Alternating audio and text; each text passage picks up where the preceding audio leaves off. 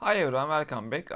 In previous videos, we already made an introduction about this CV-CUDA and how to use C++ API. So if you directly watch this video, I suggest you to watch the previous videos because they are very important for beginning. I will not repeat the same things again in this video and in the future videos. So lastly, we learned about the resize function, and today I want to go through the Gaussian function of this CV-CUDA library. And the usage we are gonna check in the code part detail in here, only showing which parameters this Gaussian constructor is taking. We can switch to the code part. This is the code from the previous video, you will remember, resize function, and I'm gonna just copy this all the code into here because we are gonna mostly use the similar things about at least the transferring the data from GPU and the CPU sides.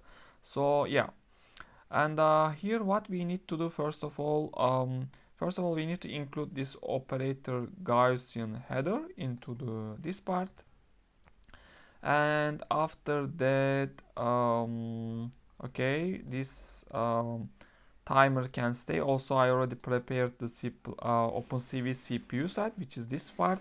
Basically, this is just iterating 100 times this Gaussian operation with the similar parameters we need to implement the CV-CUDA code. So in here, first of all, let's call this Gaussian, okay, this Gaussian class and create our Gaussian operator.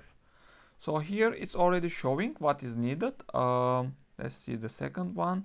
Okay, we need to define the maximum kernel size and the batch size. So this is basically this kernel size is not the one which we are gonna pass through the kernel as this kernel size. This is just maximum kernel size which is gonna be let in the behind. So in here we can a bit put a high number since this is gonna be maximum. But what was the type? Type was NVCV size 2D. Okay, NVCV size 2D. Let's define it as maybe 31 to 31, and after that batch size can stay as 1. By this we are already defining our object, Gaussian object. And the next this resize, okay, this resize can stay as Gaussian time can stay. Okay, this was basically just okay, yeah. This is just okay, just measuring the time, yeah. And here we can put this operator into here as new one. But what the inputs we need, I think maybe it's not gonna directly tell here, so we need to go to here.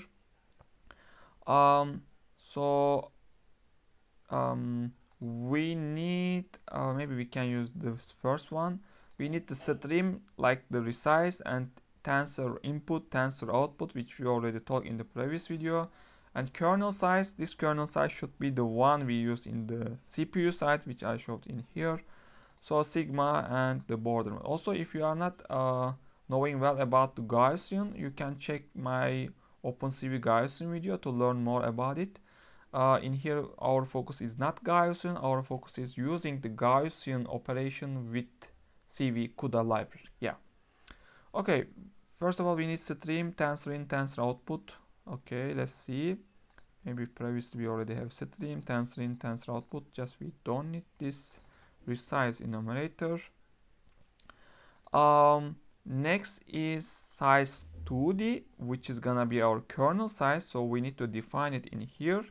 NVCV size 2D, and this is gonna be our kernel size, and it's equal to here we defined it as 9, let's define the same 9 and 9. Oops. And the next, let's put this one first of all, and let's go there again. The next is sigma. This is type is 2, so we need to define the sigma. Okay, and let's see this is I think if we go maybe okay, this is basically just taking x and the y in our case, since we are dealing with 2D. So we need to define an xy parameters, sigma x and sigma y, which is here 3 to 3. So we can put the same. Okay, this is also done. Let's put it here. And the last is, okay, the last is border type. Maybe you can remember this from the OpenCV part. Maybe we can use this reflect. Okay, and that is all, I think. Seems it is done. Gaussian operator, and then we are just transferring the data again. But now we are measuring the time with overhead. Let's see how it's gonna looks like. So we were using this this comprehensive comment, but if you define these things in your environment, you don't need to define them. But I want to use this again because if someone directly watch one of these videos, they can see how I'm defining the libraries and the shared object kind of things. And output, let's run this command. Okay, it's already running. Let's try output. Okay, is yeah, now we are iterating 1000 times. Maybe we can make it 100 since here it's 100. Also, let's size it, because this is from the resize code. We were just giving some different sizes, but now we need to do Gaussian to all the image. And let's save it and rerun. So now we are 100 times iterating this Gaussian and see how it looks like. 400 milliseconds with overhead. Overhead is meaning you are transferring data from CPU to GPU, then you are again, once you are done, you are transferring from GPU to CPU again. So this is overhead we are calling. Then this overhead time is inside this 400 milliseconds. Just keep in mind. Here, okay, we just reading and 100 times clock. Okay, nothing else. Let's see how it's running.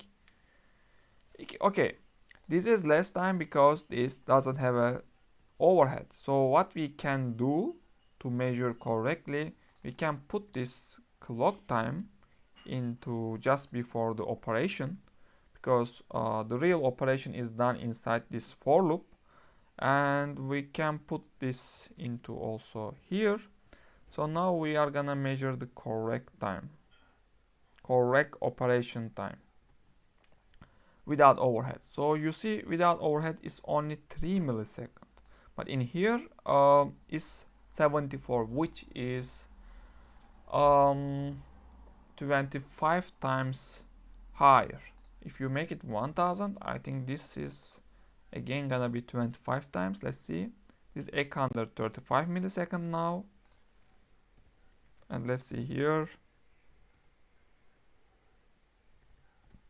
Okay, this is now 5 milliseconds, but you see, even it's done, even it's finishing its job, it make us waiting. But anyway, so it's 5 milliseconds, which is the dramatically the ratio is increasing. You see, this is 800, but this is only 5 milliseconds.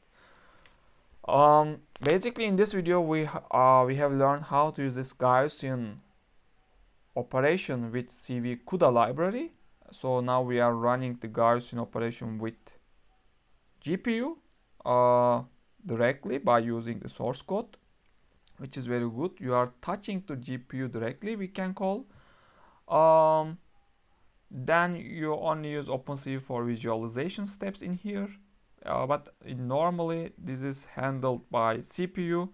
You can still use this function by CUDA if your OpenCV is compatible with CUDA and CUDA is still supporting this function kind of things needed. Yeah. And for this video, basically I'm done. We already learned. In the next videos we are gonna go through these functions. and we are gonna learn more. Thanks for watching. See you in the next videos.